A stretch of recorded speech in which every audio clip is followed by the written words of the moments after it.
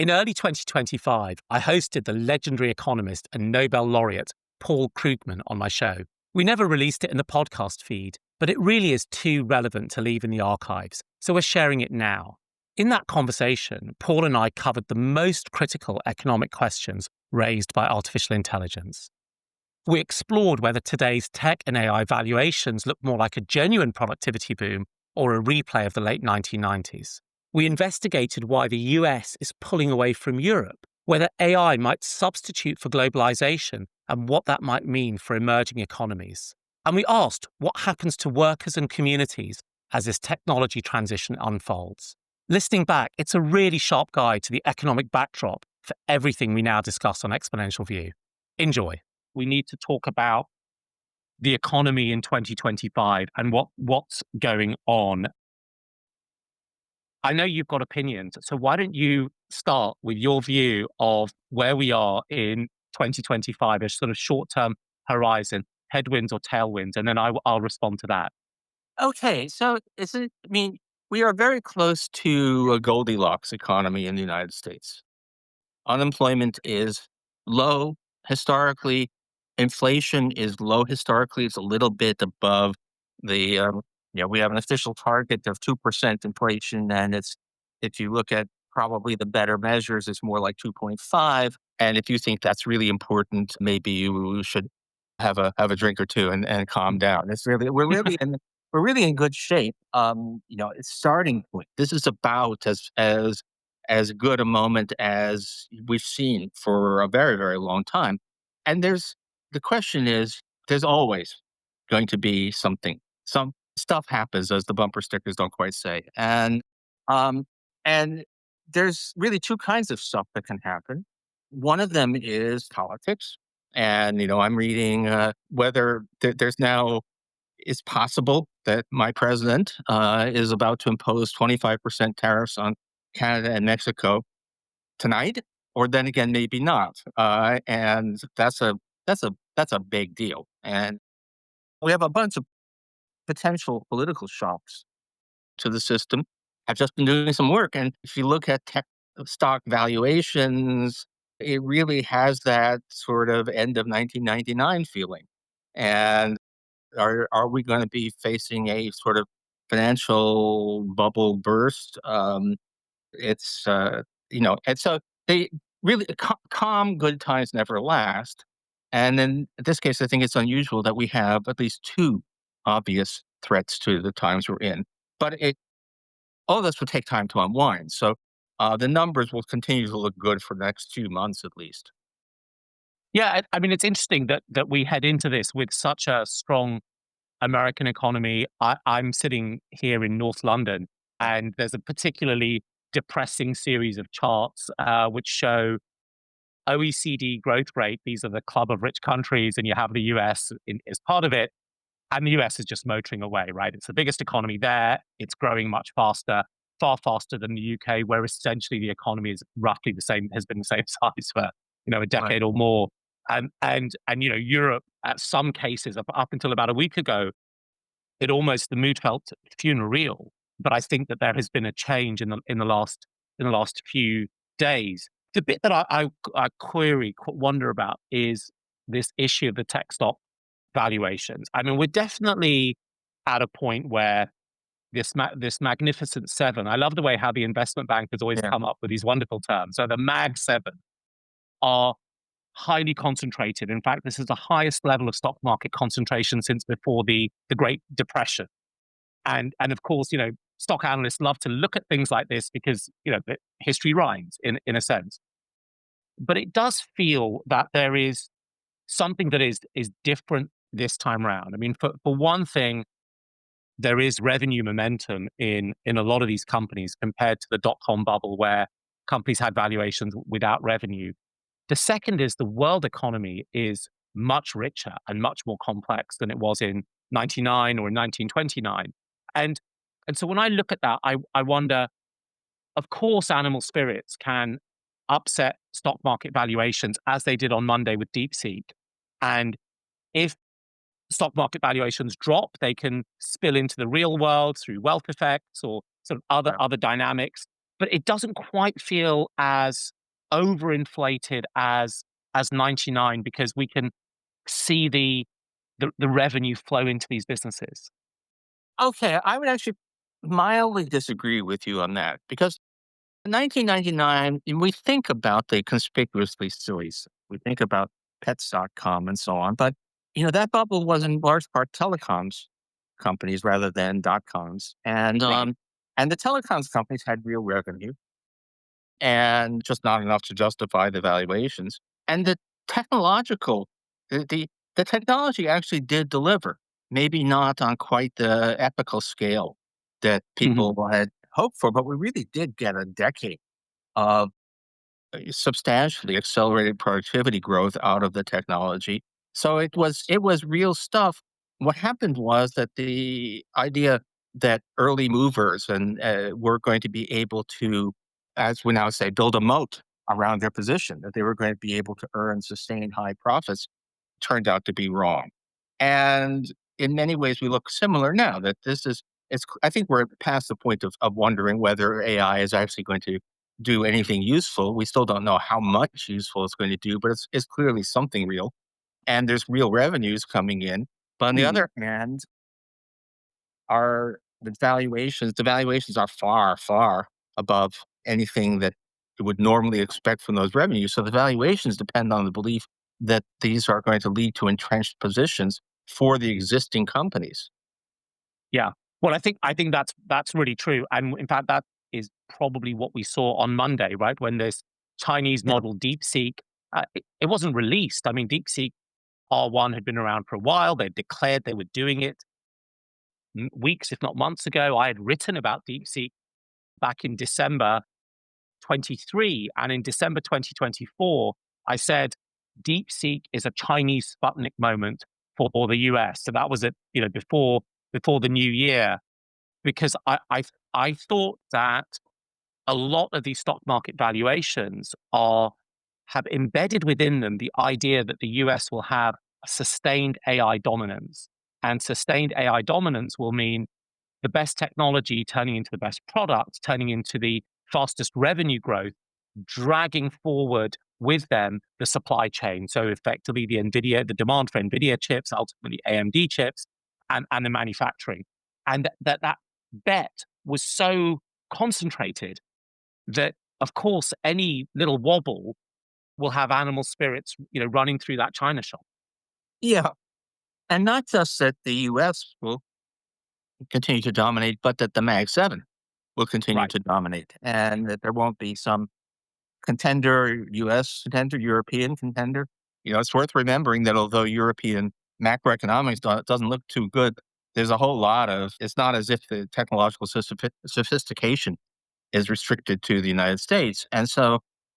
And it's really hard. And some of it is just, I mean, I suppose we need to talk about Tesla at some point, and that is really bizarre. I mean, their actual business doesn't seem to be doing too well, but people have decided that somehow or other there's magic associated, maybe with the political partnership. So, but I take the lesson of the dot com telecom bubble of the '90s to be that even a really great technology does not necessarily justify really high valuations. Right. Okay. Okay. I hear that. I'm gonna stick on with this point because here's where I think today is different to the dot com, and I'll start by telling you a story. So back in 97, 98, I was building internet companies, and one of the companies that I invested in was a realtor, online realtor in France. Of course, online real estate is a huge business now, right? You have Zillow and Redfin and a whole bunch of others. When we got into that market, not only did only 4 or 5% of French people have internet access, they were still largely on the Minitel system, but that 5% wasn't far advanced in other parts of Western Europe. None of the realtors had PCs. And so when we went off or the founders went off to win business, they had to buy PCs for the realtors, train them on how to get onto the internet and how to upload their images and their inventory. I mean, it was a complete nightmare. The difference today is that every company, or the large proportion of companies, particularly big ones, are sitting on a digital stack, which they've built over 20 years. All those billions of fees they paid to Accenture and PwC and SAP to do digital transformations means they've got a digital infrastructure. And today it takes a single decision in Microsoft headquarters to put an AI tool into every copy of Microsoft Excel because it's all run on the cloud. And that feels really different to 99. It feels like there's a whole set of hurdles that now don't exist that would allow a much more rapid deployment. And with rapid deployment should come much faster increase in revenues. Well, this does, yes, it does mean much faster increase in revenues. I think it's very clear that the whole AI thing is moving much faster. I mean, we thought things were moving fast in the 90s, but they're much faster. The adoption rates have just been, the S curve of adoption is just far steeper. The question is going to be revenue for whom, Right. and that's now what is true, and I think is which I think I'm learning to some extent from you right now is that the fact that this stuff in some ways sits on top of existing technologies and existing networks may actually be a reason to think that the incumbents can actually continue to capture a lot of this. I mean, when we say something like Microsoft is, it's all about network externalities. Everybody uses Microsoft products because everybody uses Microsoft products. And the interesting thing about AI is, in a way, how undisruptive it is that it goes, it can be just put on top.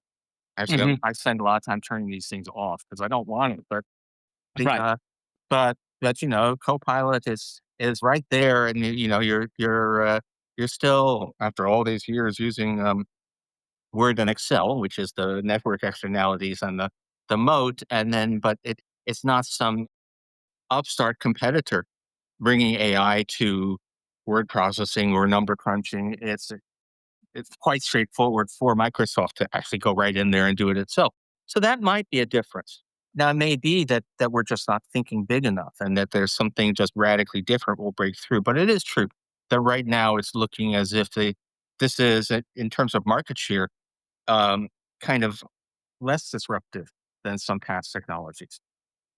Yeah, I feel this. I mean, I feel that that's right.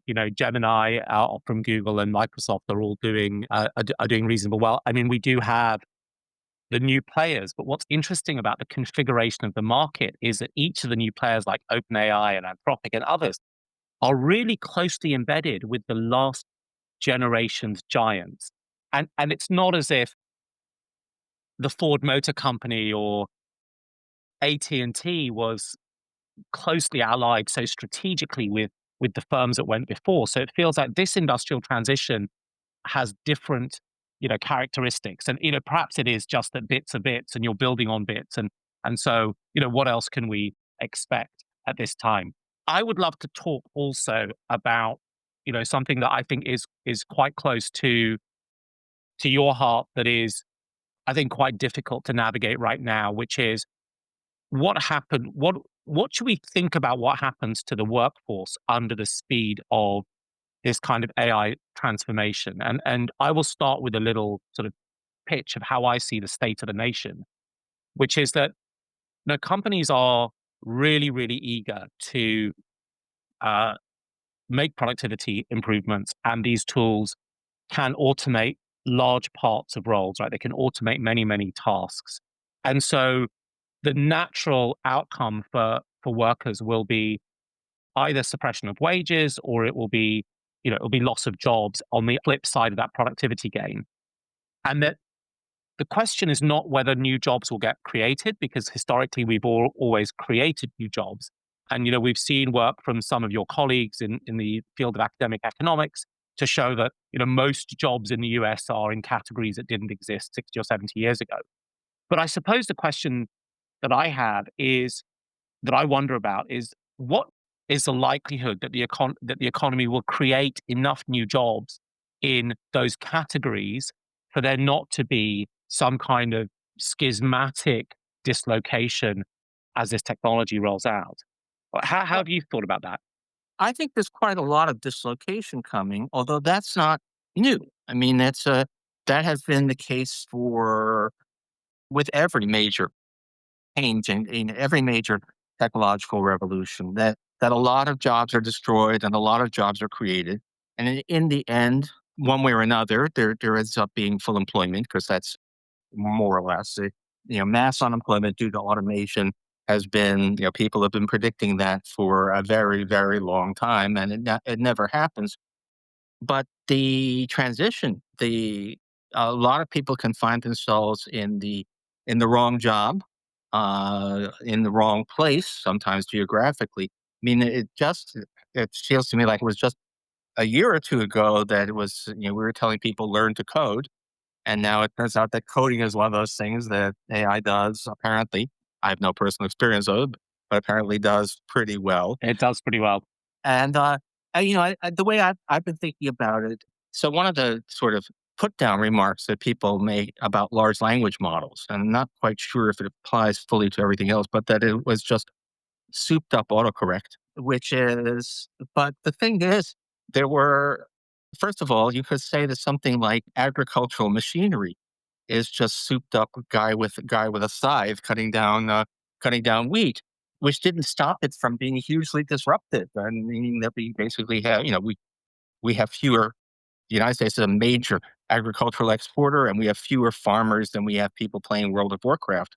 So a technology can be sort of not all that magical and still have enormous impacts and destroy Yeah. a lot of traditional jobs. And in this case, souped up autocorrect, well, even if that's all it is, but very souped up, a lot of people's jobs are basically souped up autocorrect. And those are in many cases jobs that we considered highly skilled.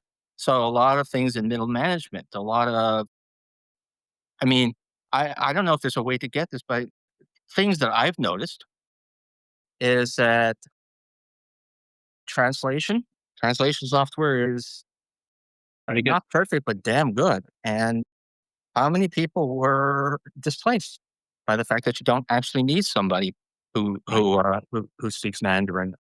How many the yeah the just a lot of the jobs that we think we like to imagine, and maybe we can talk about this. We like to imagine that the very highest creativity level stuff can't be automated, although that may come as a rude Mm. shock at some point. But Right. uh, but a lot of stuff that's just a few rungs below that can go away. I think in some ways the safest jobs are the ones that involve manual labor and dealing with the material world.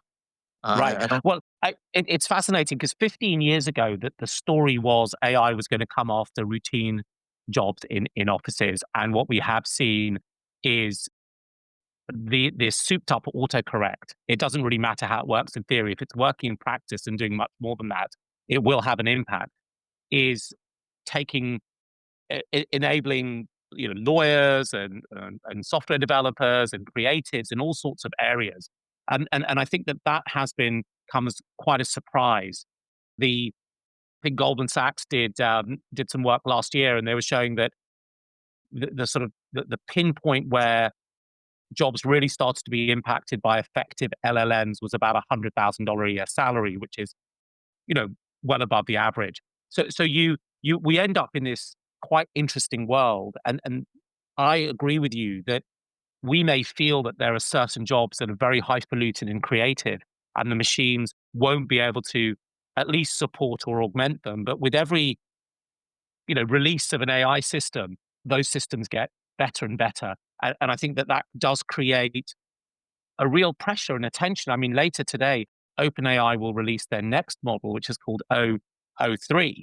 And I think quite a lot about what policy responses to this ought to be, given that there is so much uncertainty and given that it's really expensive to run a safety net, right? We know that in Europe, our tax levels are much higher. We have a much deeper safety net. And that to me feels like a kind of politically quite a difficult problem to to close down, right? Nobody really wants higher taxes, whether it's here or in Europe or in the US, and certainly the politics in the US for the next 3 or 4 years won't support it. So that I think is going to be a really key point of tension, which is what happens if we do start to see really mass job displacement. Well, I mean, uh, my point of view is that since we don't know which jobs will be lost, and we don't really know how to devise policies, honestly, we can do some things here and there, but trying to efforts to deliberately promote the jobs of the future have gone rather spectacularly wrong in many cases. So safety nets is mostly what you have. Now, I have an American perspective where our safety net is extremely threadbare compared with Europe, and our Mhm. taxes are quite low, and we could certainly do more of that. Now, what it doesn't do, even if you can have a safety net which protects people from real immiseration from the technology, you can't restore, it doesn't restore communities. If you have a community that is based around an industry that ceases to exist because it's either because of globalization, which is what mostly has the focus, but also just technology or even changes in tastes. I mean, I like to talk about the detachable collar and cuff industry of Troy, New York, right? That just went away. Right. And and when it does, you can have a safety net that ensures that nobody starves or goes without health care. Maybe not in America, you can't, but anyway, Right. but you can't restore the community, and you can't restore necessarily the dignity. And that's I don't have an answer for that. I mean, Mm. you do what you can, but we are going to be seeing a lot. I just Yeah. want to key on one point you said. The technology may not we may not be at a point where it replaces people of exceptional creativity or whatever, but it does enhance their reach.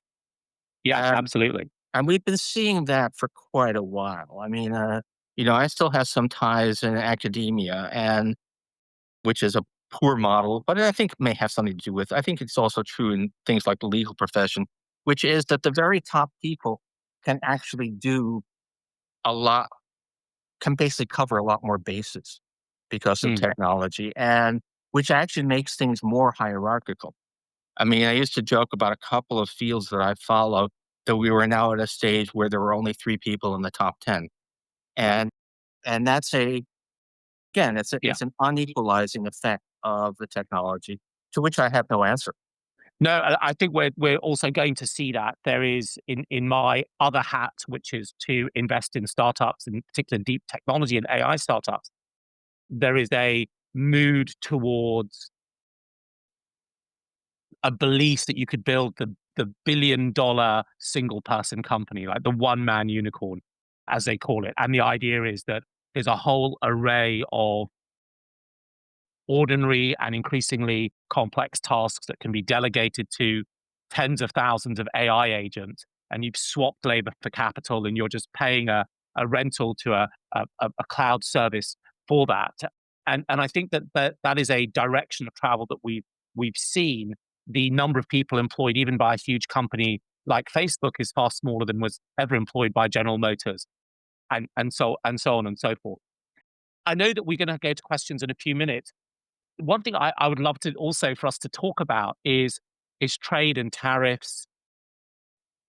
We've got a man in the White House who loves tariffs and certainly loves the threat of tariffs, and we also have this geopolitical fragmentation. Now, as a technologist, what I see happening is a number of different things. We've seen from the political side the building up of more and more walls around the internet. So it's not just China's Great Firewall; it's also Russia being able to seal off its internet. There is now this political pressure, which is about around free speech in the US and a departure from European standards. And of course, in technologies with the export controls, most importantly, in a way, forcing China to start to do its own development in really hard technologies in sort of advanced semiconductors. So I see a world where there will be increasingly a couple of lanes of technology. And that, of course, reduces the size of markets and adds quite a lot of friction to all of it. It feels like that's a general drag on growth. Yeah, it is a general drag on growth. Now, a little bit funny, the whole tariffs on everything push. That is, if you want to understand that, I think you need a model of the mind of Donald Trump. There really isn't very much of a constituency behind that, except that he wants it. I really see business kind of hates it, but economic nationalism, more sophisticated economic nationalism, is definitely on the rise. I mean, the Biden administration was far more economically nationalist than any American administration we've seen for decades. Europe is clearly moving somewhat in that direction. And the reason is mainly, I think at some level, the world is a scarier place. We now are, who thought that large scale conventional warfare was going to make a comeback in the 21st century?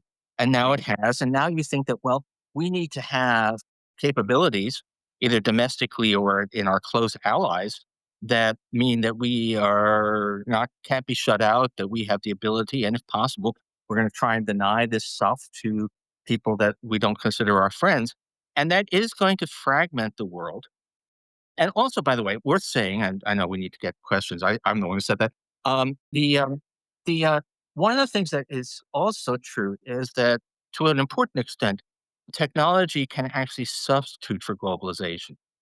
Right. If you need customer service, instead of getting somebody in Bangalore on the line, you instead are talking to a chatbot, and that's a real change in dimension. So we may be headed for a much more fragmented world, both because it's less necessary to have global trade, and because we're much more afraid, with good reason, of being too dependent upon other countries.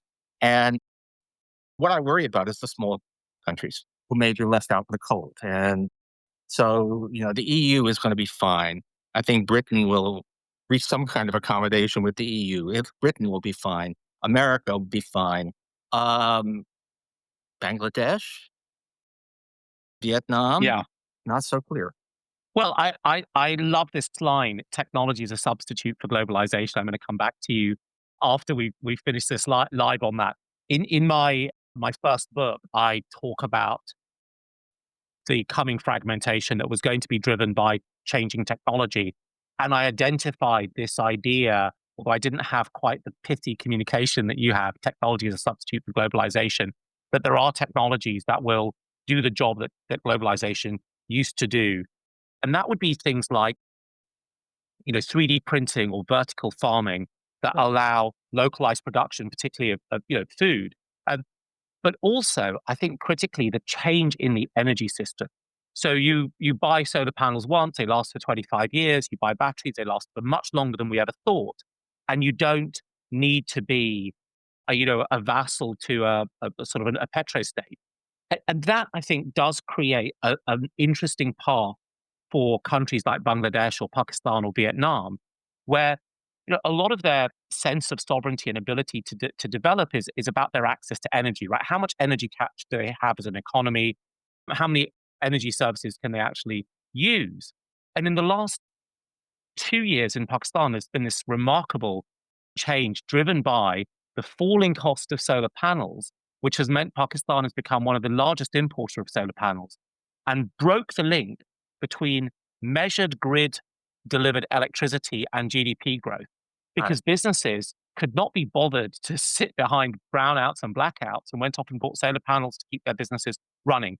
And I think that there is this possibility where the declining cost of this technology can provide a much more affordable energy sovereignty for the long tail of the world that is not energy sovereign, especially smaller and poorer countries. And the first kilowatt hour of consumption a family has in a day from zero is the one that delivers the water pump, the refrigeration, the lights, the charging of the smartphones, and could make a big deal. Now, of course, that is me, Paul, as an absolute relentless optimist about the human condition and where we can go. But it is sort of one bright spark that I look at. Oh, the whole thing, yes. And just to say that the renewable energy revolution is the most hopeful thing of today's world. And it's funny how people get excited about IT, which I understand, but in terms of actually really changing the prospects for development, changing the prospects for the planet, solar, wind, batteries are probably the most important thing. And they've really had Moore's law type productivity Mm. improvements. So it's awesome. A quick note. If you want to support us in bringing more of these conversations to the world, please consider subscribing to the show. The 2025 Edelman Trust Barometer, which is a trust barometer run by a big public relations firm, shows a high level of grievance worldwide, particularly against the wealthy and governments. How can markets, traditionally quite poor at addressing inequality, tackle this grievance given the potential negative consequences? Well, that's a doozy. Over to you, Paul. Oh, but this is not, markets are not going to solve this. This is, let me just say, I grew up, I'm somewhat older here. I grew up in what was really a middle class society. At least it felt like a middle class society. There was poverty. There were some people, wealthy people, though not the way there are now, but it was mostly middle class. And I had assumed that that was a society that sort of evolved naturally. Actually, we kind of thought that was an end state of economic development. But it turns out it wasn't. Obviously, inequality soared again, back to Gilded Age levels. But it also turns out to be that that society, both in the US and in UK and Europe more generally, that didn't just happen. That was created. The US was a highly unequal society in 1938, and it was a pretty much middle class society by 1946. And it was all deliberate government action, strengthening of unions, new wage norms enforced during by wartime controls. So look, if inequality, and I think this is an issue, I think people are, whether or not they frame it that way, the fact that there's so much spectacular inequality and perceived, and I think true unfairness out there, this is one of those things that governments need to do. Now, whether we are able to get our act together, I think we was kind of a miracle that we dealt with those tensions so well, in my grandfather's generation. But maybe we should do it again. Yeah, I guess the question is, what is the external impetus that drives that? And I think there is there is a sense amongst perhaps technologists that that impetus will come because technology will solve every problem. But of course, we do find ourselves with a situation where dynastic persistence of ultra high wealth in the US is is pretty substantial. Yeah, Major movements towards equality historically have always basically been associated with wars. Uh, absolutely. Yeah. and there's the old joke, sorry, European people who work at the European Commission say that they should have a statue in front of the Berlaymont, the headquarters, a statue of Joseph Stalin, without whom none of this would have been possible. That's grim humor. There have been a load of questions about debt, so I think we should turn to those. I'm just trying to read my notes. Alan Greenspan used to say, "We don't know the level of maximum federal debt, and I hope we never find out because when we do, it will be too late." And I guess this is directly to you, which is, what is Yeah. the max according to Paul, or what is the ideal level of debt? Okay. I mean, there's a pretty good analytical doctrine called functional finance, which is not MMT, although there is a whole other thing, but which says that the number doesn't matter, right? You should just think about the macroeconomics. And I don't think that's entirely true, but it's largely true. As long as you're not having uncontrollable inflation, particularly countries that issue debt in their own currency have a lot of running room. And examples, I mean, I think the max debt number we've ever seen as a share of GDP would be the UK, which came out of World War II with debt at 250% of GDP. So, more than double the current US level. And there was no debt crisis. Now, Right. you can argue that there was a fair bit of financial repression and controls, but we we haven't lost the ability to do that if necessary. But in any case, I don't think that was the issue. I think that it's imprudent to just keep on running up that debt to GDP ratio. But there is not a hint in anything I can see that we're hitting any kind of limit. People who bet against JGBs or against Japanese debt because of their debt levels have just lost money and lost money and lost money over the years. It's advanced countries with stable governments that borrow in their own currency just have far more fiscal space than Yeah. most people tend to imagine. Although, I mean, in the UK, of course, we got heavily punished a couple of years ago when uh, two prime ministers back, it's hard to keep track, really spooked our debt markets, and in a sense, we've got the hangover today. And I guess the Chinese are contending with a whole slew of other debt problems themselves, which actually may advantage the US over the next few years. Yeah, well, although I have to say that the reason that Liz Truss lost the race with a head of lettuce as to who would survive longer, there was, I think, the UK economists calling it the moron premium, or the. I mean, it wasn't simply that her plans look fiscally irresponsible; they look stupid. And now, of course, stupidity always comes along, but I don't think that was a fair test, really, of the sustainable level of debt. Yeah. Well, fair enough. I mean, we're gonna figure it out. And the one thing I would say in the UK now is, in the last week, the government has really come out fighting. They've come out fighting for investments in infrastructure, for public-private partnerships. It's a sort of, I suppose, quite a healthy neo-Keynesianism in a way, right? Let's build a lot of stuff. Let's make sure it's infrastructural. Make sure you can build on top of it, rather than spinning up debt for consumption this year or the next. We had another question. When does it make sense for the Fed to raise interest rates? Is it possible that high interest rates might help with labor disruptions? I'm not quite sure I understand the second No. part of that.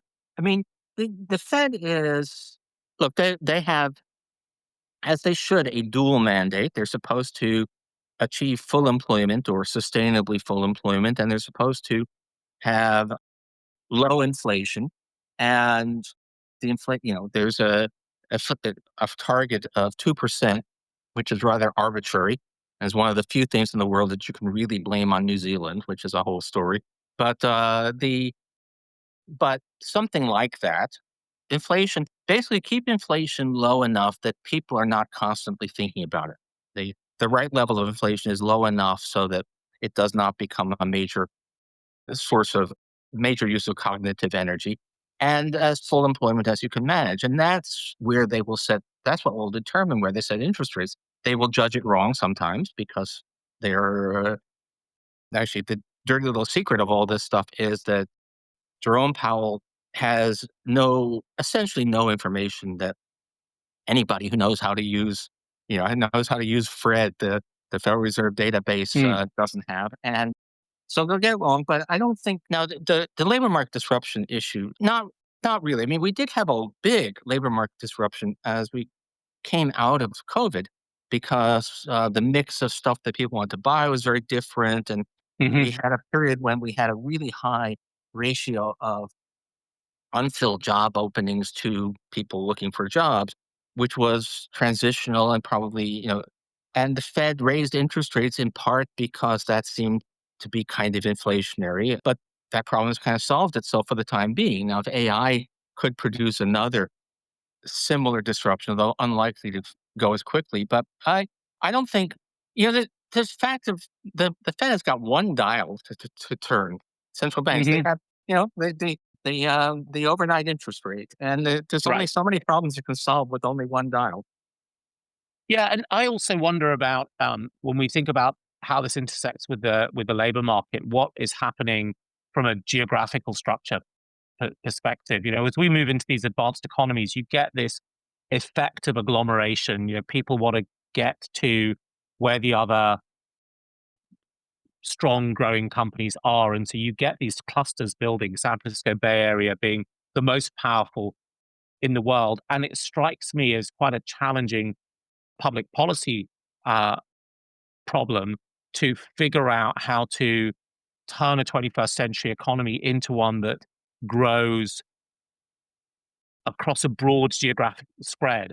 I remember talking to somebody very senior at one of the foundation AI labs a couple of months ago, and they said to me, what we can't figure out is how this technology doesn't become a giant vacuum cleaner sucking all of the wealth to San Francisco. This is obviously not an interest rates question, but it is a challenge, I think, about how you revitalize local economies, because local economies are fundamentally where people live. It's where they have their roots. Well, this is right up my alley. I mean, so half the sweetest thing he was for work on exactly this kind of issue. To a first approximation, the answer is we can't do that. I mean, we there have been major efforts in some places to really support lagging regions when technological changes is wanting to pull stuff into the already rich parts. What can you do to promote development in the lagging parts? And so Italy has poured vast sums into the Mezzogiorno, which mean that people have enough to eat, people have health care, but has never really gotten business to go back there. Germany, the former East Germany, Germany has pretty generous benefits and all of that, and nobody is suffering materially very much in former East Germany, but they also haven't, but the industry hasn't come back, and it's a Mm. lot of money, and so basically you have policy failures, and even in the United States, although we don't do very much of that explicitly, although Biden tried to some, but we have because of the way our benefits and tax system is structured, we in effect give enormous aid to lagging regions. If you look at West Virginia or Kentucky, Mhm. that though receive foreign aid that's about 20% of their GDP through the US Right. tax and transfer system, which means that and does create jobs. There's a lot of jobs in healthcare in West Virginia. What there aren't are coal mining jobs. What there isn't is industry. And Right. what there isn't is any of the cutting edge technology because why would a technology company want to be in West Virginia? And so, and no one has ever cracked that one. It's I'm sorry. I wish that there were brilliant solutions, but the fact of the matter is that kind of, we have an economy where, to the extent that where people doing sophisticated stuff want to be near other people doing sophisticated stuff, Yeah. Yeah. and that's been which is a huge reversal, by the way. Up to about 1980, stuff was spreading out, and then, That's right. but there's a real reversal since then, which is everywhere. When I got involved in the tech industry, the ratio of San Francisco to Boston was about 2 to 1, and now it's whatever 50 to 1 or 30 to 1. I mean, it's really changed, and I agree. This agglomeration problem that you know so well. Very very hard to find um, great policy solutions towards. I suppose the only things that start to perhaps be a little bit rosier. I mean, I wonder the extent to which the IRA, which was one of Biden's flagship policies, has been able to revitalize manufacturing in places that are not San Francisco or New York.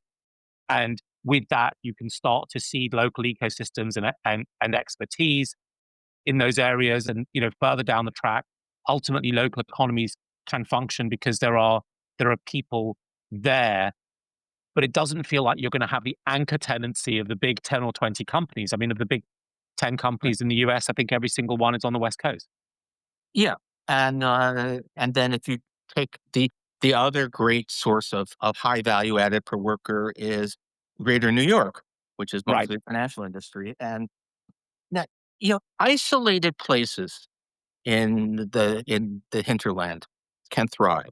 University towns, places that have spectacular natural beauty, can and those can become not just they can become places where remote work becomes possible, and you can and so maybe like 1 in 10 small towns in the hinterland can actually Mm, thrive. mm. And but the trouble is it's highly selective, and so if you travel around, you will find I found this in multiple countries, but certainly in the United States, you travel through central Pennsylvania, which is already far enough away that it's kind of beyond the metro New York orbit, and you'll see this thriving town with a lot of boutiques and coffee shops and actually a very internationalized workforce. And then 10 miles down the road is desolation.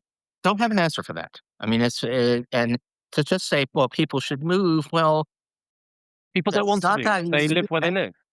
Yeah, You and come it's from where you come and from, some sense, and right? even if they do move, something is lost. There, you have a community, and it's gone. And that's again the kinds of things that you can't that are really really hard to fix. So, there are things that I can't predict. You can't predict events. I can't predict the breakout of a war, and I can't predict, a crazy, extreme diplomatic position that might emerge. But I think the US is just really, really well positioned. I wrote an essay 6 months ago saying the US is well positioned for the 20 to lead the 21st century, subject to the politics holding together. And I do think that the degree of dynamism that exists will help it at the top line. I don't think there's much attention being paid to all of the points of tension that we discuss about inequality and access and distribution. But compared to the UK and Europe, I think it could be in for quite a healthy top line year, buoyed by a sense amongst CEOs that they can just get on and do things. Okay, so if somebody would just make our current administration just shut up and not do very much, then I think 2025 is going to be a very good year. And that may be how it plays out. It's kind of looking like a lot of stuff is going to be blocked or backed off. But I don't know that. In fact, I might be able to give you a better answer tomorrow when we find out whether Trump actually does those tariffs on Canada and Mexico. Right. But so the big risk points, I am worried about overvaluation in tech, but the big risk points for the US are trade wars and deportation, because and deportation we haven't talked about at all, but that is something that I really worry can spin out of control and become enormously disruptive. But we start off. This is amazingly good. I mean, all of us who do these macroeconomic stuff are just sort of rubbing our eyes at how good the situation looks right now. Right. Of course. But we can never tell. Paul, thanks so much. I really enjoyed this. I hope you did. I did indeed. Good to talk to you. Thanks for listening all the way to the end. If you want to know when the next conversation is released, just hit subscribe wherever you're listening. That's all for now, and I'll catch you next time.